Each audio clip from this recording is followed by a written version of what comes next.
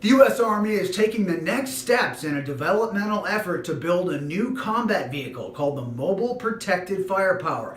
They've released several RFPs to industry to solicit feedback from various competitors, vendors hoping to build this. It's called by some as a light tank. However, the Army stresses that it's a new vehicle designed for what's often described as expeditionary warfare, to be more mobile, more light, more transportable, so that it can be deployed, rolling off a C-130 or a C-17.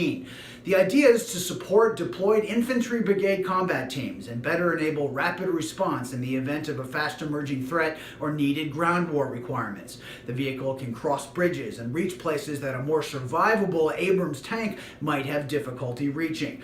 And part of it is to create a platform that has what could be described as a two-pronged acquisition strategy. In one sense, they want something available in the near term within the next several years. They also want to architect something that's easily upgradable for future innovations, things like longer range sensors, artificial intelligence, weapons and ammunition able to sense and destroy targets at much further ranges.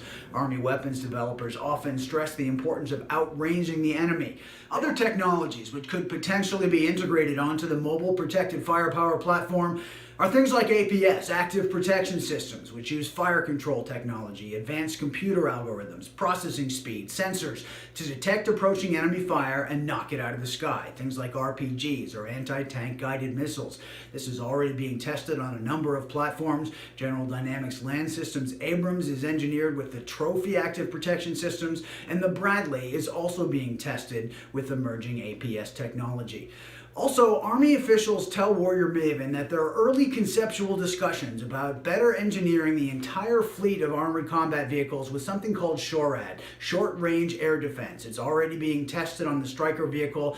The idea is to help an armored vehicle with air defense missions to a much greater degree so that it can detect and destroy things like enemy drones, enemy rotary wing, and other kinds of low-flying aircraft. Army developers talk about it as filling a short-range air defense gap that's especially necessary as the service confronts the prospect of facing a near-peer adversary. This has been fired Hellfire missiles from a Stryker down at White Sands Missile Range. Also, BAE has outfitted its Bradley fighting vehicle with a SHORAD offering to demonstrate for the Army.